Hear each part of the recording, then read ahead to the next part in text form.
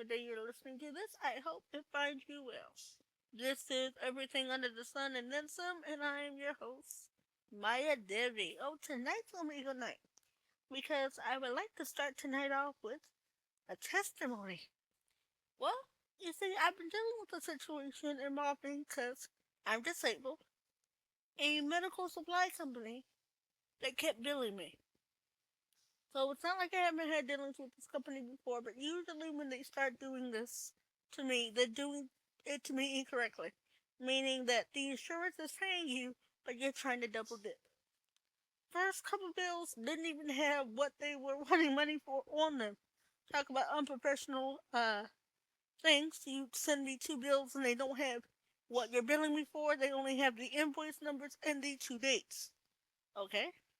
I finally get a third bill that tells me why they're billing me, and I go, wait, and I've never paid for that. Like, it wasn't like I paid for it sometimes, or sometimes the insurance picks it up. I never paid for it. My insurance covers a lot extra. I must say, I do have pretty good insurance, and it covers a lot. So I knew they were paying for this outright, because the bills only had since April, and the phone calls started then with the word blah blah blah about the bills, and I'm like, first off, when I know that if there's a number I don't recognize, because any number that calls my name, my number, especially the main one I have, your name is there, or what you're about is there. So if you call me and that doesn't appear, you're either a bill collector or a telemarketer. Either one I'm not particularly keen to speak to. So if I do answer the call, I normally answer in a different language. I know how to answer the phone in Hindi, Yoruba, uh, Zulu, Swahili, Chinese, Japanese, Korean. Like, I perfected answering the phone in as many different languages as I can. I know how to answer the phone in Spanish, but why I don't use Spanish is because most people on the job understand enough Spanish. So that's not a deterrent. But when you hit them with, especially an Asiatic language, if you go to Asia, pick your language from Asia or Africa. By the way, telemarketers that are from Asia, especially India, Bangladesh, are not allowed to tell you that they are from there, which is why I've said it before. I don't know if I said it in this podcast setting, but I've said it before that when you speak to a telemarketer and you hear that accent and they tell you their name is Alan, but you hear IJ all in that, look, I just start going, did your mother know what you're doing? Stop it. Because, see, I can hear in the background the other people around you. And I'll just go off. You're shaming your mother. How dare you? I also know to go for the mother card, not the father card, because if it is an Indian man and you tell him he is shaming his mother, if he has any loving feelings or any respectful feelings towards his mother, he won't hang up on you. Have I had telemarketers hang up on me? Yes. I've also, when I've dealt with other distinctly American telemarketers, I will do this. Well, I don't really know, but I'll talk to my husband. I used to do that all the time when I was married. People call me for donations. I'm like, but I'm not in charge of our finances. I'm gonna have to speak to my husband about this when he comes home. I'm sorry, sir, but after I discuss it with him, we'll decide what we're gonna do. Yeah, that's what I do.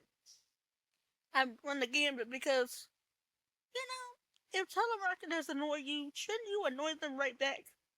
If bill collectors want to speak to you, they should speak when they hear a voice on the phone. See, that's the other thing. Sometimes you'll pick up the phone, and like me, I'll start with Namaste, kasi here. Namaste, bolo, bolo, musmusi, anante, jumbo. Like, I'll run it down, but I'll start with, like, Hindi. If I get to Swahili, or Yoruba, or Zulu, you shit out of luck. Because by the time I hit that, the only thing when I hear after that phrase is I hang up. But I also have spoken in those phrases and got to the end, and they hang up on me because I got to the end. But the thing is, if you heard a human being's voice, even if you didn't understand the language, you should just speak up. Hello, I'm looking for so and so. And if I feel like agreeing or talking, I will. 9 times out of 10, if you tell me you're looking for me in English, I will respond to you in English. Not all the time favorably, I'm not gonna lie, but I will respond to you in English. And probably let you know never to call me again. So we go through this whole thing. Turns out the insurance has been paying them. and they put my account on hold, and I was on the phone with the insurance for longer than I expected. But I'm so grateful I did, because the woman I was on the phone with today, when I tell you she went above and beyond to make sure that, number one, I was secure enough to know that I didn't know this company anything, and that she was going to make sure they stopped harassing me. Not to mention, this woman got me back on the phone because some of the stuff they were supposed to deliver I never got. She got back on the phone with them and me, and it's going to be here in 3 days. You see how good God is? You see when you allow God to fight your battles? Because, see, I could have done some things in the flesh. I could have been vile, I could have been horrible, I could have been on that phone being recorded with a string of obscenities. But I decided not to. Was I praying about it? You better believe anything that arises in my life, I pray about it. So I was praying about it, I sought God about it, but really didn't know what was going to happen, really didn't see a way out of it, but I trusted God. And God fixed it for me. Because the Bible says if we delight ourselves in the Lord, He shall give us the desires of our heart. It also says in Romans 8:28 that all things work together for our good. So if you're, let me put it this way, if you're serving my God, and let me describe him to you, let me tell you who my God is. Because apparently some of you think you're serving my God, but you don't even know who He is. My God, the maker of heaven and earth, the Almighty, the one who made every blade of grass, every strand of hair. That's the God I serve. The one who has the one and only begotten Son of the Father, Jesus Christ, Yeshua HaMashiach, my Lord and Savior. That's my God. And see, I want you to know something. First of all, stop saying God will fight for me, God will fight for me. That's only part of the story. Complete the thought, complete the sentence. My God will fight for me and win. My God is a God that can never fail. When my God steps into the arena, all challenges die. My God is the God that I go to. It's not for me to take vengeance into my own hands. I go to God for that. And like I've said before in other circles, I even said this in a poem that I put on Facebook that they age restricted the hell out of, that I actually have a track record with my God. But I want you to do something for me. If you're serving my God, go back in your history and count the many times God has fought for you and won. And when you come up against a situation that seems insurmountable, when you come against something you don't think you can see your way out of, I want you to grab that list and keep on going master it. And remind yourself of the God you serve. Your God just doesn't fight for you. He fights and wins. Every battle, the Lord fights and wins. We do not serve a weak God. At least I don't. I don't know who you serve. I don't serve a weak God. I don't serve a God that doesn't know me. I don't serve a God that doesn't love me. I don't serve a God that doesn't think about me. I serve a God that loves me and calls me His. He actually knows how I like the cloud coverage during the day. I know you're like, oh, you're narcissistic. No, I'm practical. My God made the clouds. Why would He not give me the cloud coverage I need and want and deserve? Because, see, I thank God for everything He's done for me. I thank God for waking me up in the morning. And you know what? For the last 6 months or so, I can fairly say I'm woken up with no complaints. Not a one. I can't even think of one waking up happy. And I thank God for that, because for me to wake up happy after all the things that I've suffered in my life, which this ain't a pissing contest, I'm not about to divulge things. Because as soon as you start talking about some of your struggles, somebody always going to try to one up your ass. I'm not in it to be one up. I know the things I've suffered.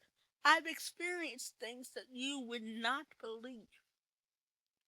I've been in situations where my life was threatened. That's like in death threats in high school. Being a black, female, disabled, Messianic Jew does not make you many friends. I'm sorry. When people know who you are, sometimes I was okay. In my class in high school was a neo-Nazi. Not a skinhead, because his parents wouldn't allow him to shave his head. And we were a very upscale high school because we were a magnet high school in our city, and he was a neo-Nazi who sat directly behind me in homeroom. And he was in my English class. So I really couldn't avoid this utter disregard of human filth.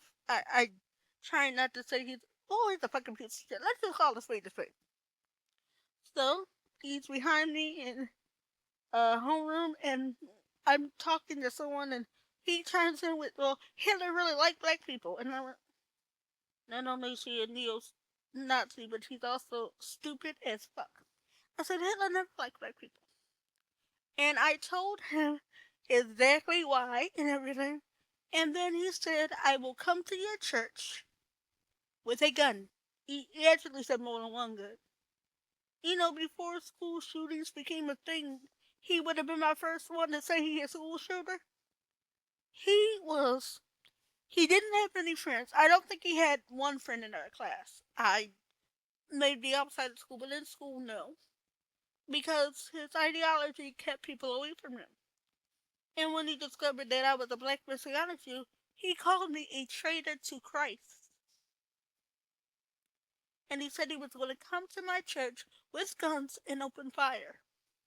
I told that other piece of shit he wouldn't make it down the block. Because, see, my church is located in the hood.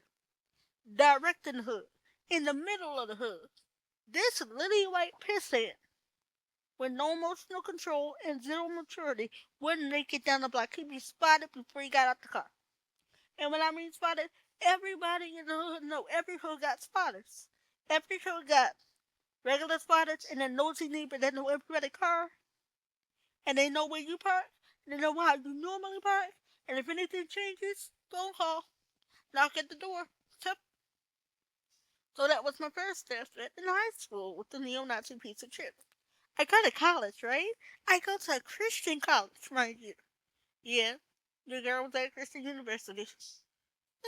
Trying to keep her legs closed and her eyes on God. And I did. But while there, my girlfriend at the time, because we're not even speaking now, the funny thing about that is her sister is on my Facebook. But the one who I talked to doesn't even speak to me. And I'm like, well, I never should have helped you get your property back, you ungrateful bitch. I mean, let me tell you about a little bit about their relationship. This guy was dating my girlfriend, and he was stupid to me. I let me just make this out. At the time, I was the only person in a wheelchair that lived on campus. I wasn't the only disabled person because I believe this was Lori's last year or last semester. And so, I'm in the cafeteria. I'm minding my business because I really don't feel well. And he keeps knocking my wheelchair. Like, I can understand if there's a crowd and you're coming past and you accidentally bump and you say sorry. That's it. He repeatedly did this, and I wasn't gonna take it anymore. And so what I did, because he had on a bright red shirt, I had a packet of lemon juice. Open packet of lemon juice. So I said if he bumped me again, he bumped me again right on his shirt. He still didn't learn. That motherfucker, about 2 months later, I want to say, I'm walking with him and my girlfriend. And we're talking. And he's saying something stupid again, acting crazy like he got authority that he don't have. And he said he would pull me out of my wheelchair, throw me on the ground, and choke me to death. I said, come on, you big gorilla. You think you're man enough to do it? Do it. And his girlfriend's like, no, no, no. I'm like, no, let him go. Let his ass go. If he want to do something, he can do it. He ain't do shit. Because guess what? Everybody on campus do one thing. I'm crazy. I would act motherfucking crazy just to keep niggas away from me. And I developed a bit of a reputation of, if I see you and I say the following phrase, nice shoes, you knew your ass was on the list. Because as soon as I said nice shoes, that meant I was gunning for your feet. I'm in a wheelchair. If I hit you with the foot plate in the shins, you more than likely will fall forward. When you fall forward, your nose is right within range. Punch nose, because nose and chin stun, and then I could back away and run if I got to. But I understood what happens in life. I've always understood how things are versus how they appear. Like, I may appear weak. I get it. I appear hella weak. I always do. Because I'm disabled, and when you see me, you think weakness, you think frailty. Don't let the wheelchair fool you. I am not week. You better pray that when you piss me off, I go to God with it. Well, actually, no. If I go to God with it, that's even worse for you because you can never hide from God. You can't outrun God. So if going to God about a person is worse than me going in my flesh after a person because my flesh isn't that bright. My flesh has limitations because I gotta sleep, eat, go to the bathroom. If I give the matter over to God, the one who never sleeps nor slumbers, you in trouble. You can't hide from God. You can't outrun God. It is better for you that I do something to you rather than turn you loose to God. Have I done it? Yeah. And see, every time I do it, and all I ever ask God is, can I watch? Can I watch what you do to them? And then when I say that and he lets me watch, halfway through I'm begging for mercy for them because it just seems too much. Not all the times. No, I'm not going to say I do it all the time because I don't. But this nigga actually did some things to a couple other girls in my college. And even in my year, actually, which was really weird because he was below us a year. Um, and so I devised a plan. Most people on that campus knew my reputation. And those who didn't were about to get a quick introduction of who I am. So, I have on campus, I had a family. We were the Capoeira family. Our goal, we were misfits, we were outcasts, we banded together, we protected each other. So, I had the girls in the family. Because they told me on campus, I said, every time you see him, I want you to say that my name is going to get you. And they did. They whispered it. It wasn't. It was only audible to him. They would get close. It was said.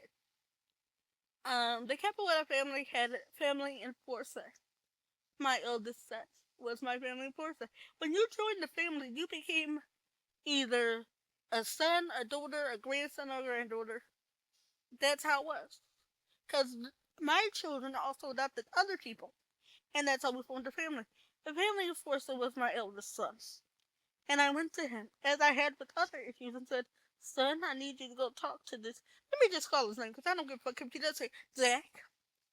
Uh, go talk to Zach, because he's been, vexing me. He's been vile. He went, he talked to him, but the talk didn't stick. When my son came back, I said, you have that friend, right? The one with the rusty knife? He said, yeah. I said, take your friend with the knife. Take your friend with the knife. Because I didn't know about the friend with the knife originally. But I had found myself in a situation where a guy I liked for multiple times with, I had a little one-on-one with, just totally, dismissed me out of nowhere because he wanted to marry someone who could give him Israeli citizenship. Talk about your social climber. So, when that happened, my eldest son was his roommate. And my eldest son devised a series of attacks and things. He said, I'll even tie him up with a bowman delivery to you. I said, no, no need for that. But while we were talking about it and talking about all the stuff that hurt me, my son's friends heard us. The what we were talking about comes over to us very discreetly, shows me the knife, puts it back, and says that by tomorrow, problems will be fixed. Like I said, this other guy vexed me, didn't want me, but kept vexing me. Like, I don't understand that. If you don't want me, leave me alone. Don't spread rumors. Don't do weird shit. Just leave me alone. So, after I discovered that my son had a friend with a knife, and that he was willing to use it in the service of good to protect the weaker vessels, man, that's when I told my son to take his friend with the knife and go talk to Zach. After that was done, I had no more trouble.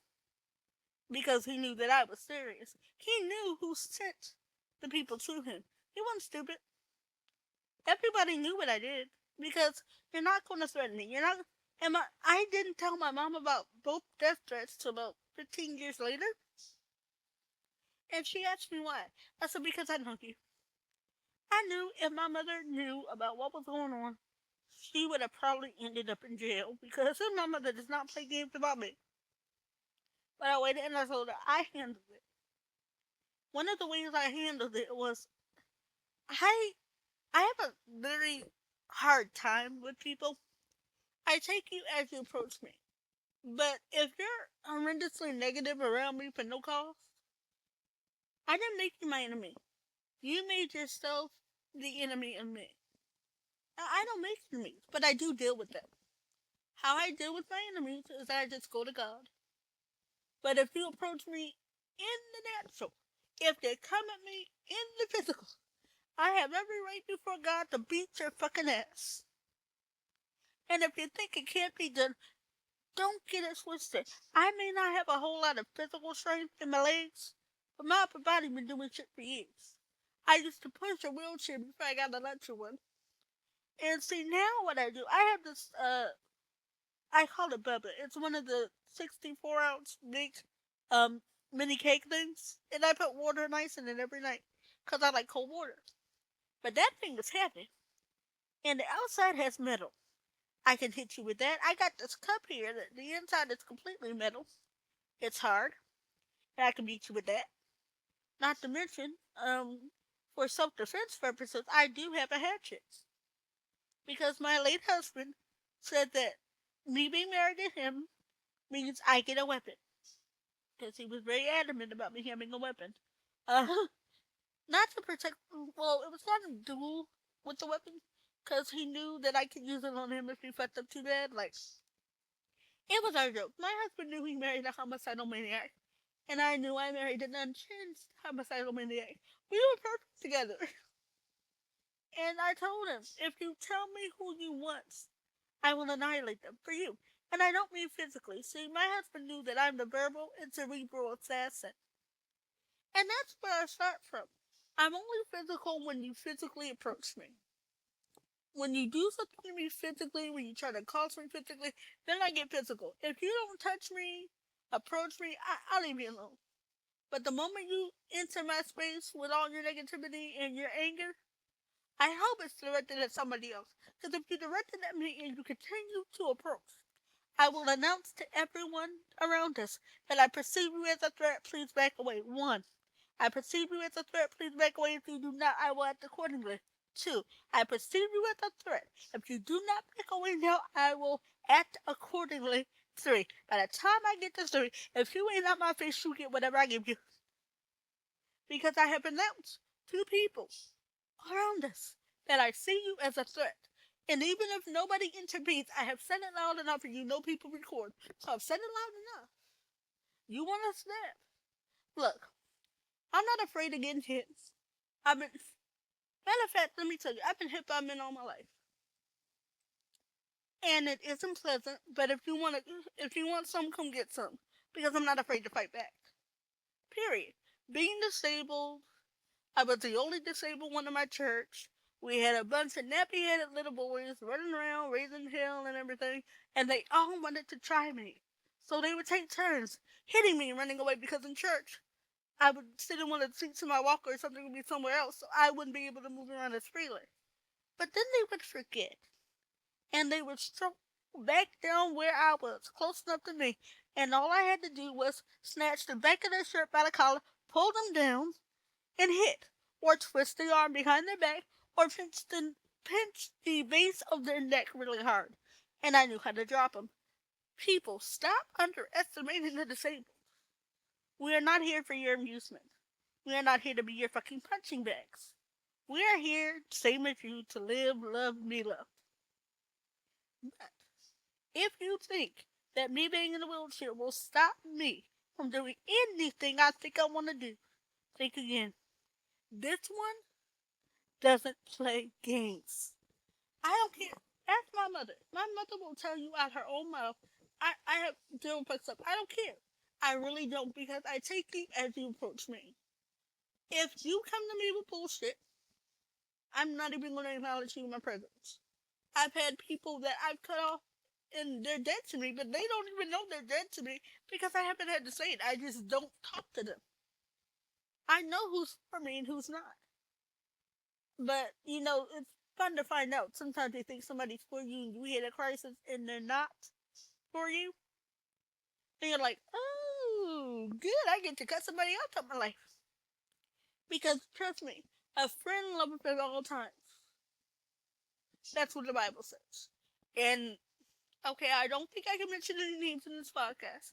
But I will mention middle names, nicknames, and whatever. So the first person I want to give the biggest shout out to for being a friend that love and pet all the time is actually related to me. Hey, Keita Debbie. Love you, girl. I'm Maya Debbie. She's Keita Debbie. Don't ask. We're related. That's all you need to know. And then the second one, I'm going to use her middle name because, in all actuality, I don't know if she wants me to say it, but I gotta say, Rose, you are the best. You're an amazing friend. And I aspire to walk in love like you. I mean, between you and Geeta Debbie, I'm set. An accountability circle and a prayer circle. Not only that, I have good friends in you and Geeta Debbie. I also have a good friend in. I just want to mention your initials because I don't know if you want me to say your name, but first girl's initial is S, and the other is D. D is actually a wife and mother, and we met in college. Actually, Rose, D, and S, I met them all in college. And they have proven to be good, golly friends. They have proven to be the kind of friends I need in my life. The kind of friends that are, you know how your parents used to tell you, you know, you are the company you keep. Watch your friends. Don't have people around you that are into this and that. I have people around me that are good. I have people around me that are in a good place and they're doing good things. I also, I don't want to, I don't want my children to think I've forgotten them. I have internet kids. Sorry, internet children. They're not goats. They're internet children. And I have five. And it's R and and M again. One of the boys is an M. Actually, two of the boys are. One of the boys is M. Two are N. Two. My twins have the same first name, and they're best friends in real life. So confusing for some, but not for me. My children are also very kind, compassionate people who have been a wealth of joy to me. See, don't get it twisted. I'm not some little cave troll. I'm a human being. And I'm a human being that understands how people relate to someone like me. I don't actually care. But when I fail to make calls follows for others, I step in. Like, I've been to places where, oh, I remember I was invited to a wedding because the person getting married was one of my childhood friends from church, whose mother was one of my mother's childhood friends from church. So you see that kind of goes on. So we get there because we get there early. My family has a habit. We like earliness because without it, we don't know what we're doing.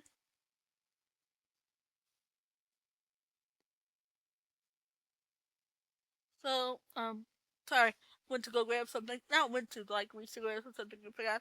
Hold on 1 minute while I have to blow my nose. I have a bit of an allergies going on right now. And we're back, ladies and gentlemen. Thing is, I have come to realize this about myself. I am not as I appear.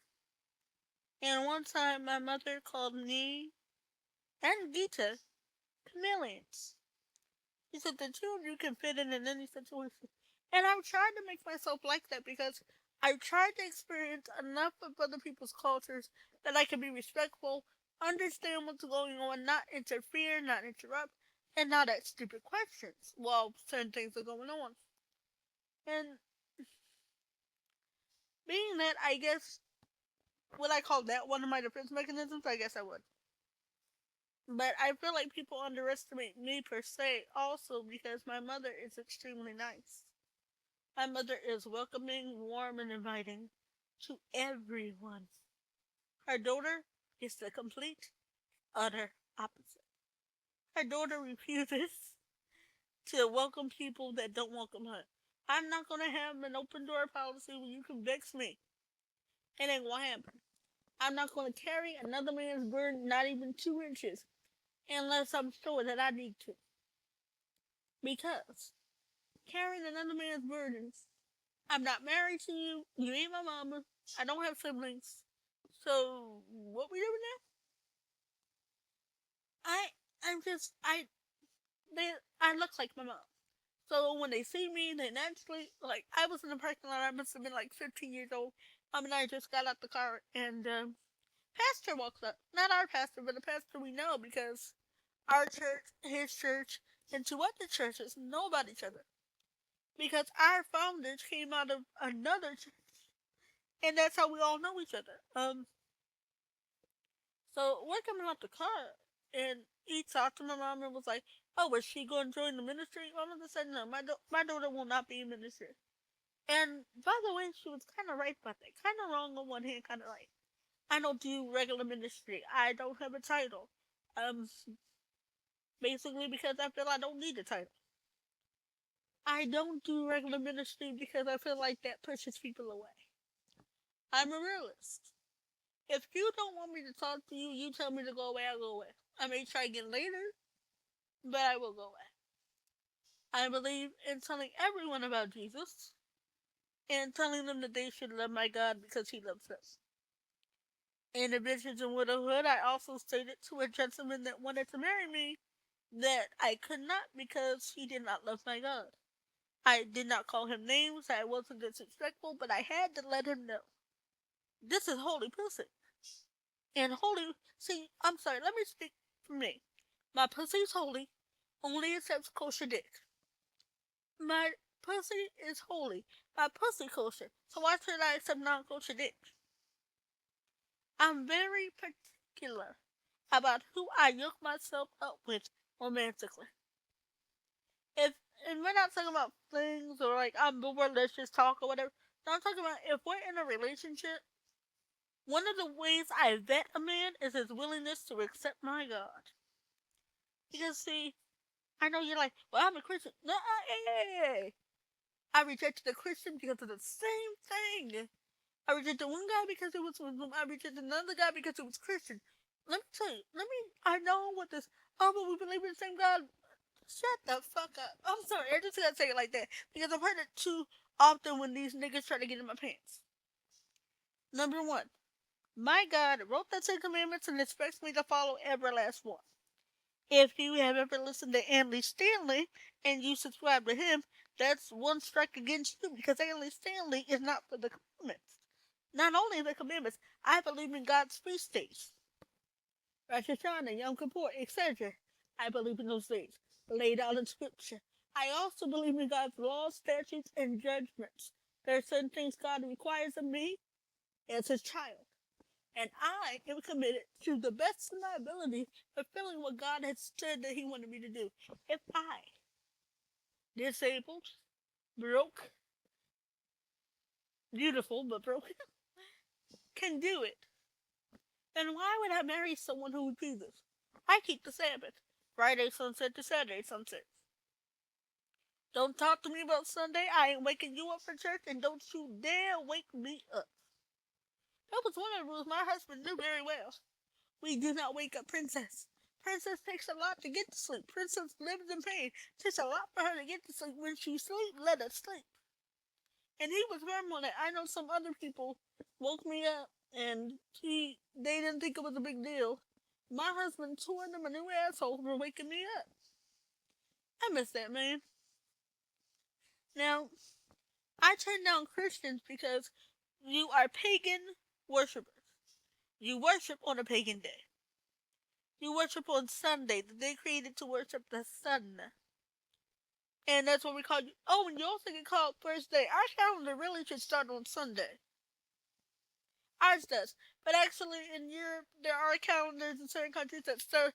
I believe in high school we talked about certain calendars that would start on a Monday and make Sunday the real end of the week. Bullshit. I don't know. I'm just. My Bible says that the seventh day is the Sabbath, and I know that Sunday is the first day of the week. Even my calendar says so, but people try to talk around it. So, dealing with Christian men is like a crapshoot for me. I don't do Christmas. Jesus was not born on December 25th. Read your. See, that's why I wish some of you would stop listening to your bishop, to your pastor. Go home, take the Bible you claim you love so much, open it up, and just read. By the way, let me put it to you like this. Most of the virgins you have are crap. Most of what you have is BS. It's not even the real word of God. It's so watered down and bastardized to where you don't even know. I've heard some of these versions, right? I didn't even know where they were reading from. I could not tell where they were reading from. But if you quote anything out of the KJV, oh, I may not know the exact verse, but I can point you where it is. Because I know. When I married my husband, he, before we met, was a lapsed Catholic. Yeah, sure, we can pick up Hannah.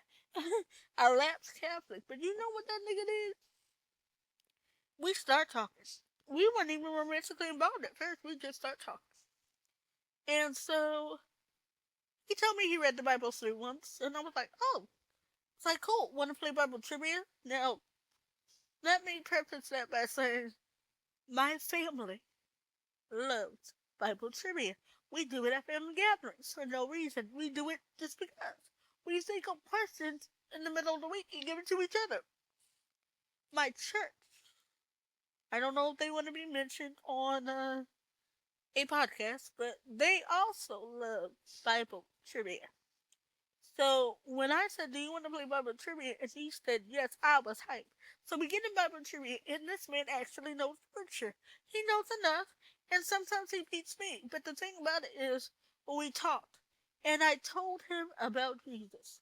I didn't tell him about Jesus, and you need to be blah, blah, blah, say, no, I was just like, listen, because I don't normally say this, because people have a problem when it's out there, but my spiritual gifts, it's very weird.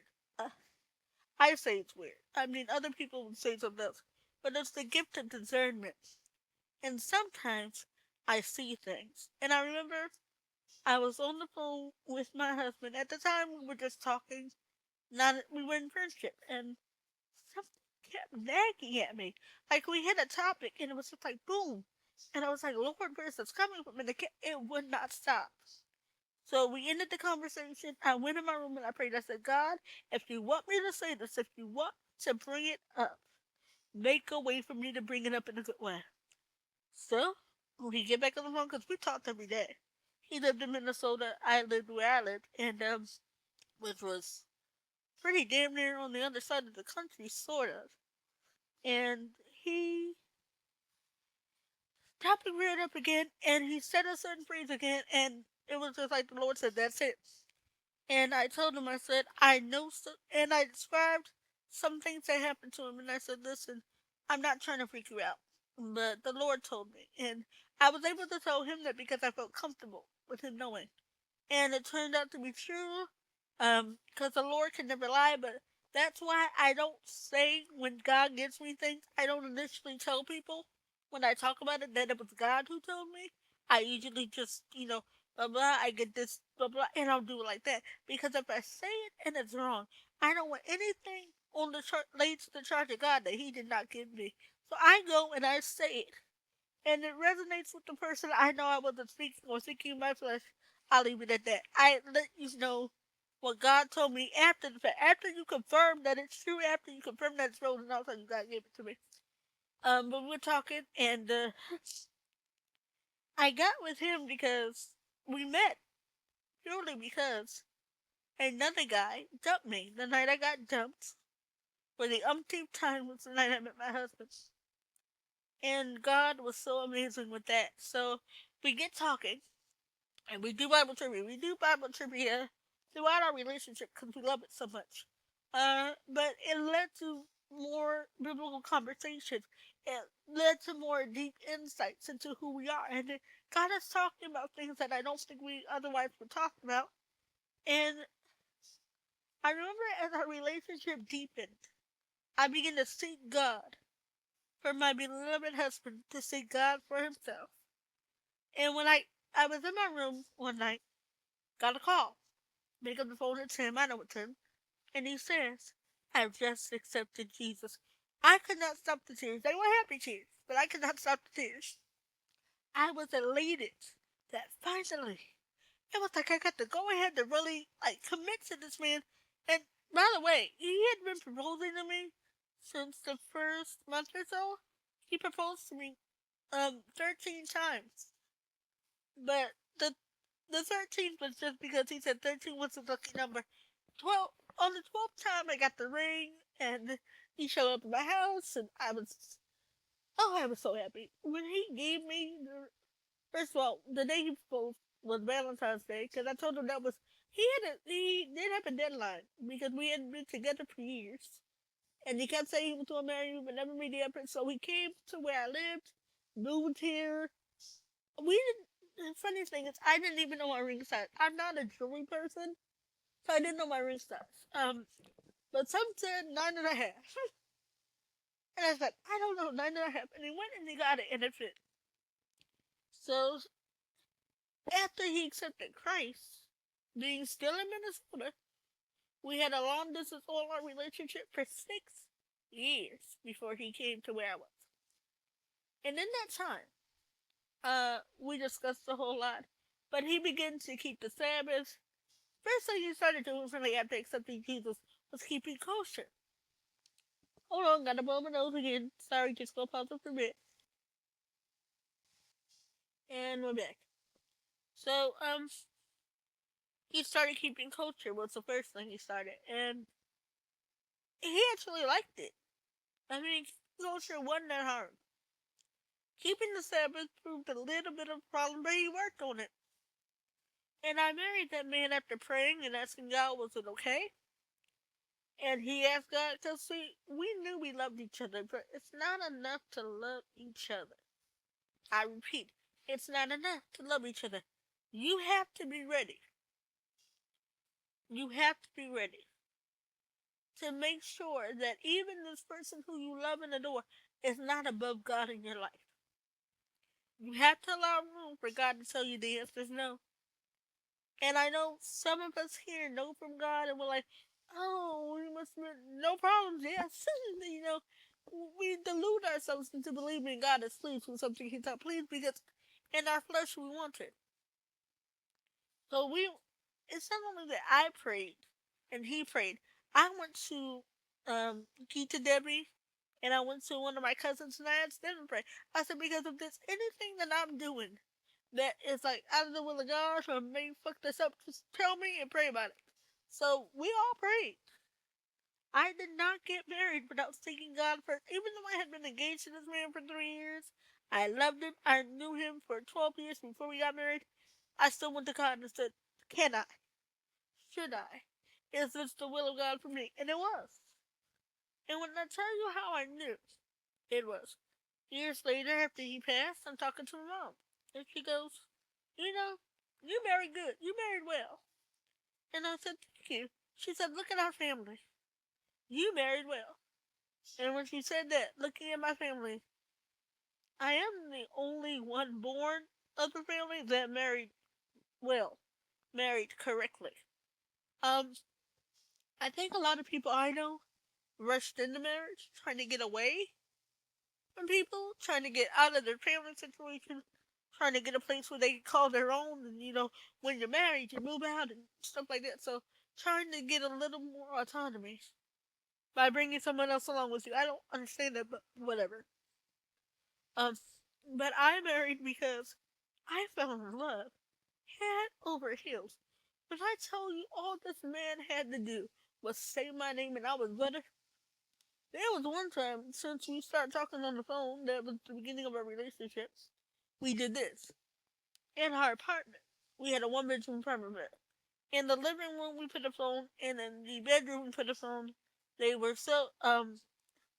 they were handhelds, but the fact of the matter is, you could do intercom calls between the phone I had in the bedroom and the phone in the living room, and it wouldn't block anybody from calling. They could still call you. They called, you click it, and you can let them in or whatever, or talk first. So we could on that intercom, and we just pretend like it was the early days of our relationship, and we just talk. And what I figured out with him was he understood my life story. If you marry anybody and you truly want to be with them forever, my advice to you is hide nothing. If you trust this person, I believe you should only marry people you trust because you sleep next to them and they can kill you. Um, hide nothing. I told that man everything. I told him even what my first words were. And I'll tell you how that came into play. I told him what my first words were. And I think the second year of marriage in China or something like that. And I told him what my first word was. And he got me. My first word was teacuppy. And so he got me a cheese set that looked like the childhood cheese set I had. Because I still had the childhood cheese set. So he knew what it looked like. He got me an adult cheese set that looked just like it. I don't know how this man found it. I don't know. Because, see, I was in charge of all the money. I don't even know how he paid for it because I didn't see it on the bank account. But he surprised me with that. And he was attentive to me. He knew me. He knew me super well, actually. We had really good communication. I want all couples to hear me. I want all married couples especially to hear me. You need to marry your best friend. But you know, girl best friend, I don't care about that. You need to marry your best friend. Cause see, your best friend will tell you the truth. But your best friend will tell you the truth in love. Because if your best friend spots a problem in your life, your best friend is gonna hold your hand and help hold you through it. That's what friends do. If you do not marry your best friend, I don't know what to tell you. I laid everything about me bare before that man and he rejected nothing. He told me everything about his life. Cause see, I'm the kind of woman that I know some of you like, I don't care what you did before me or before Christ. Listen, when dealing with sexual intimacy, you need to be fully aware of everyone your spouse has ever fucked. And he needs to be aware of every man you have ever fucked. Because I'm telling you, when you do that secrecy and you stuff come up, there are conditions that lay dormant till a certain time, and you'll be looking at one another talking about when you contracted this. It's nothing to ask for clarity. It's not insulting to go, can you just run by your partners for me? Even though you don't, they're no longer together. Like it's not like they're like, oh, you still want them? No. My questions after during the thing was okay, and he got to the last time he had. My husband was 30 years older than me. Let's be honest. And the last time he had sex, I was 9 years old. It was 1989. So it felt like a second virginity for him just because 1989. When he got to that woman in 1989, I said, I got a couple questions. Because I asked about every woman. I said, did you enjoy it? What did she do that you liked? Was how long did it last? Like, I want details. Because, see, I don't want later on in our life for you to be like, well, or slip up and say, well, Susan or Linda or, hey, not in my house. You don't think back to any other bitch you ever been with. And so I need to be aware of your relationships with these bitches so I know how to take it when you bring them up. My husband had a girlfriend when he was 6 years old. Now remember, this was 1956. The streets were a lot safer, and he used to take her to the movies. Always the perfect gentleman, my husband. And so he was talking about it one day, and I said, listen, I'm sick of you bringing her up. I said, if you keep talking about Linda, I'm going to bring up Isaac, Eric, and a whole host of others. He was like, oh. I said, yeah. Because you got a pass, I got a pass too. Now, granted, Linda, it was just puppy love, you know? But my husband knew a lot of women. And it's funny because my husband did not like sex. I mean, my husband wasn't into sex. I'm a virgin, so I can attest to that. But we had our own ways of intimacy because we knew what to do to please one another. We had been together so long and worked out a precise. Ooh, we could write a manual on intimacy that doesn't invalidate virginity. I could write the book because we did some things. Okay? Because not every person you marry is going to be comfortable with the physical act of sex. Some people you may fall in love with may not be comfortable with it because of their past trauma. And see, I'll tell you how that works with you. When you don't have the trauma and you're in a relationship with someone that does, sometimes you feel unattractive. You feel undesirable. You feel like you did something wrong because even though they told you why, you still in your mind think, well, it's because of me. I didn't do something wrong, or is there anything I can do? And my husband flat out told me that he loved me. It was just, you know, There are certain things that I think couples should be mindful of. Other people's boundaries. When you're in a couple, you're not the same person. Your partner will have boundaries. And if those boundaries are acceptable to you, love and go on. But if they're not, separate respectfully and leave. But for me, it was, I don't know, I guess because we spent so many nights long distance, we worked out a system of, you know that movie Girl 6 about phone sex? Yeah, I could teach her a thing or two. I could. I'm good at what I do.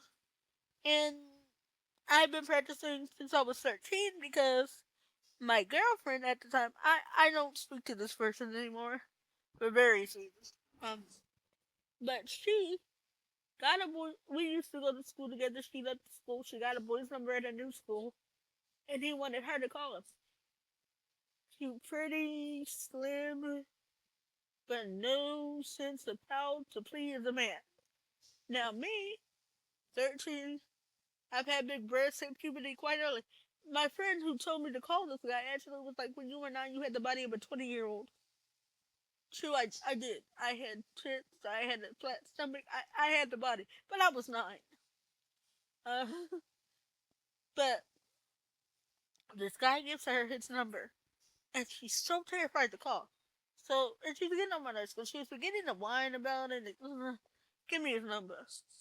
I call him, I tell him who I am, and I start what I do. See, what most women don't understand with phone sex is when you start them and you hear them start going in, you can talk about anything. Just keep the same breathiness and the same volume and pitch of your voice.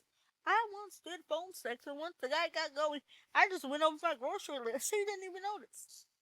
Because I went over my grocery list talking like this. See, I know what to do. I'm not stupid. I'm a virgin, but I've seen When Harry Met Sally. The deli scene is a classic. I actually demonstrated that. Like I said, I went to a Christian university. We were in the hallway, me, a couple of girlfriends, some of our guy friends, and they're talking about sex and orgasms. And I was like, because I'm a virgin, but I'm not approved. And so I was like, oh, I can fake it right here. They're like, no, you can't. And I did it. And they were shocked. I was like, have you ever seen When Harry Met Sally? I'm not the only one. And I said, didn't your mother tell you? Because my mother told me there may be a time when you got to fake it. And you got to know that you got to fake it. Because he ain't going to be hitting it all the time right. But you don't want to disappoint him. I believe that mothers should be more frank with their daughters. My mother, also not approved, let me read the comment. First of all, it started with the movie, Kama Sutra Tale of Love. My mother said, you gotta watch this. I was headed to school. She had watched it the night before. She told me, you come up from school, we're gonna watch this movie. I'm like, cool. Movie night with mom. So we're watching it, and I get intrigued. It seems so agreeable to me that I go out and buy a Kama Sutra, and my mother and I start reading it together. Now, I didn't get the book with pictures. I did get the pillow book. The pillow book had illustrations. I didn't get the book where you see a bunch of uh, people doing things I do not want to do or see. See, my thing with porn is like this. Why would I look at it when I could be the one doing it? Why would I watch you do something that I could be doing myself? I don't want to waste my time. So I know this whole thing about porn is funny, faking it is funny, but the phone sex thing I got started at 13, and literally, if you get a guy going, you can do it within 5 minutes, and the rest of the time you're just sucking. Anything you want to say to this guy, you can say. Just say it in the right pitch at the right. They're never going to know what you're actually talking about because they're not paying attention to you. And I told her after I got done with the guy that it was easy. She could have done it herself. I I never understood why other people don't. Let me be frank. If and the girl that gave me the number between the one I don't talk to, okay, I'm gonna just come out truth and say she lost virginity to a fucking crackhead she met in church. She lost her virginity to a fucking crackhead she met in church. I did not meet my husband in church. I'll tell you right now, if you got a nigga you dating and he in the same church as you and you grew up there, find somebody else. I found my husband on the internet. I was in a 3D chat room minding my business. I get dumped. I'm in a larger community space, and then walks the love of my life. Walk straight. Other people in the room walked straight over to me. Didn't know my name. Walked straight over to me and began talking. See, I will talk. The girl that let's just call it N. N was with me. Even after she parted ways with me in the school, we still hung out, we still talked, we still did. Like when her mother died, she would come over to my house frequently and like talk and cry and we'd be there for her. Yeah, you would know what that bitch was for me? My grandfather died. My sainted grandfather. My exotic grandfather died. And this bitch, this unholy whore, calls me not to see how I'm doing, not to make sure I'm good. She calls me and she says this. I lost my virginity. I've been bleeding for 3 days. Do you think I should go to the emergency room? I'm mourning the death of my fucking grandfather, and the bitch is more concerned about her pussy. Call your sister. Call the doctor. Call Jesus, but don't call me. This bitch, I realized, and that was one of the instances that made me kind of like, I'm gonna have to separate from her. I'm gonna have to separate from her. Because that bitch did not get the hint.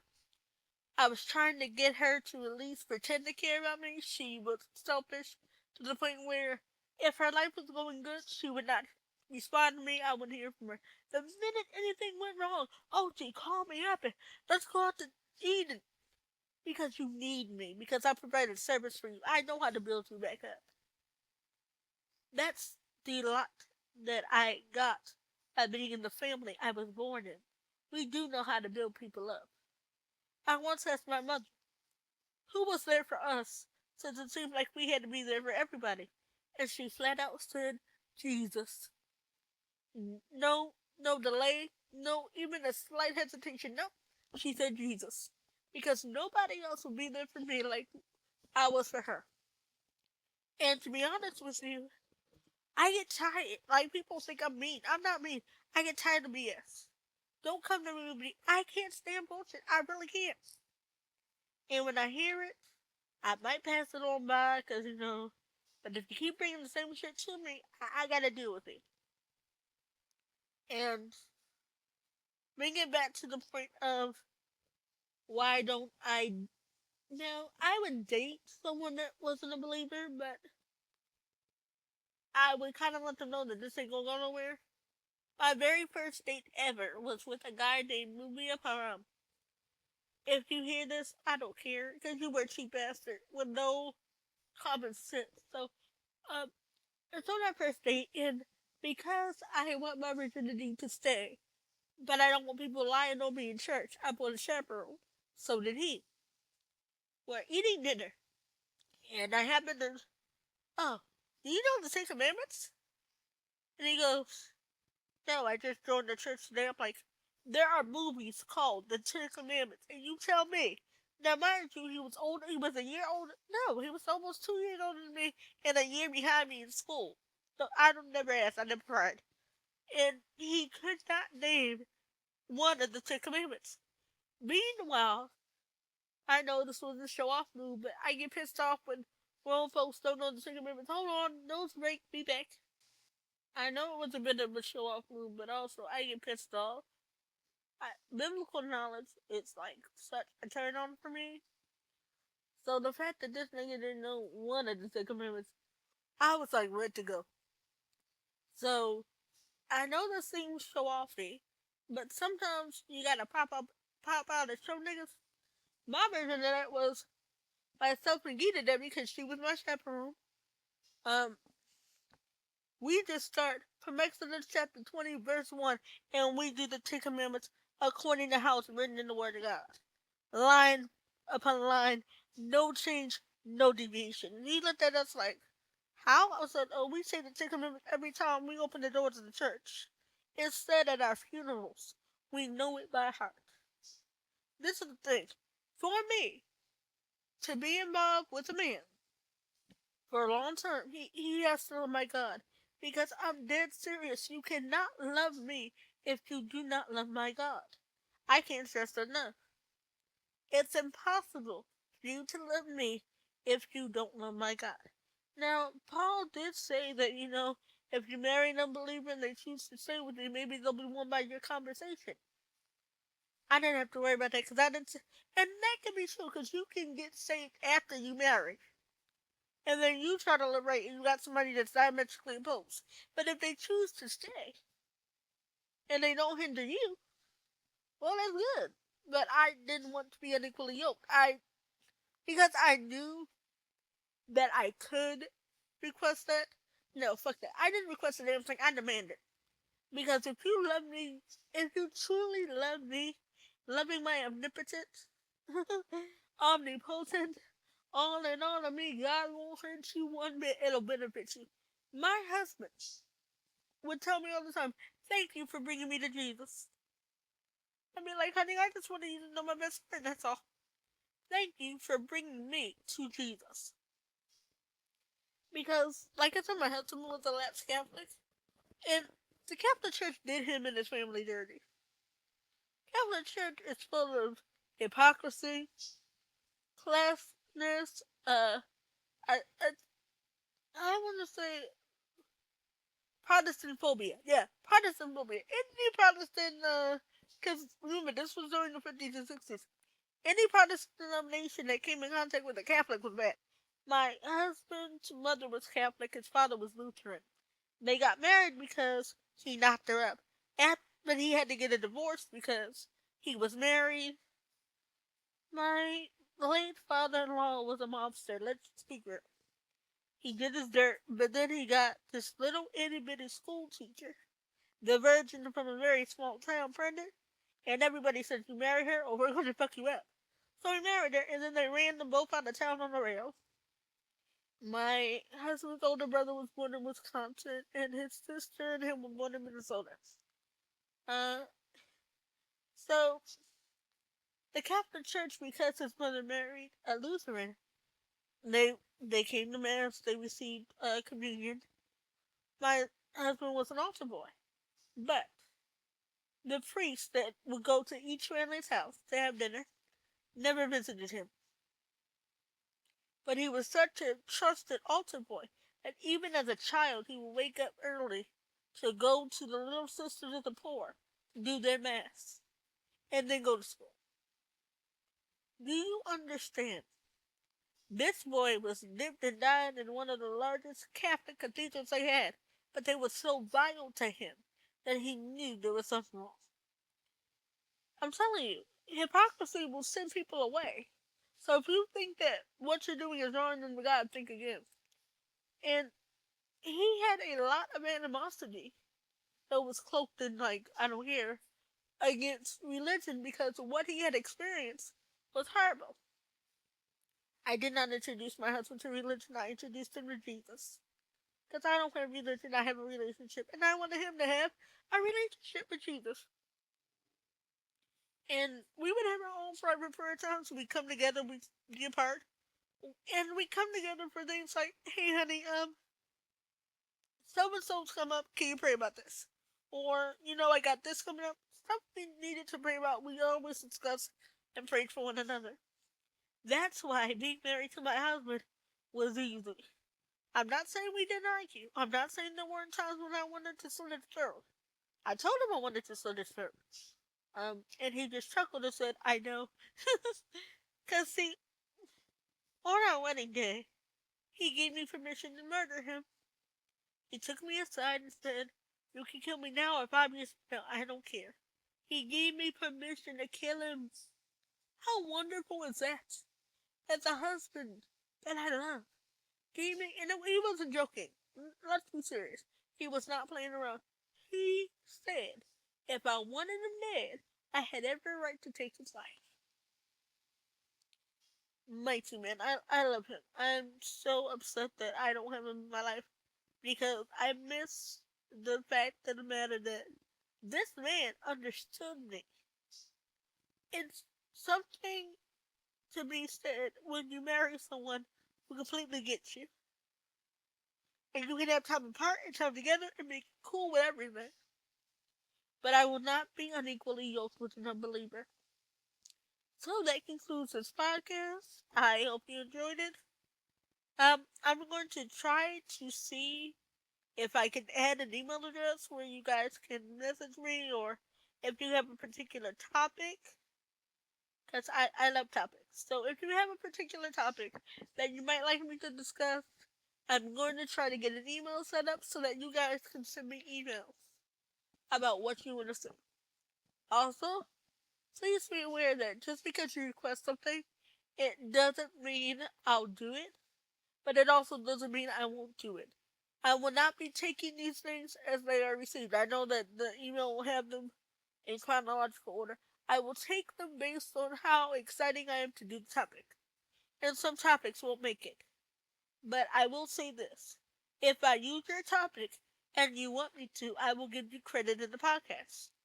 I have no problems with that. If I use your topic and you would like to be credited, just tell me and I will mention you in the podcast. I'll say that this topic came from so and so.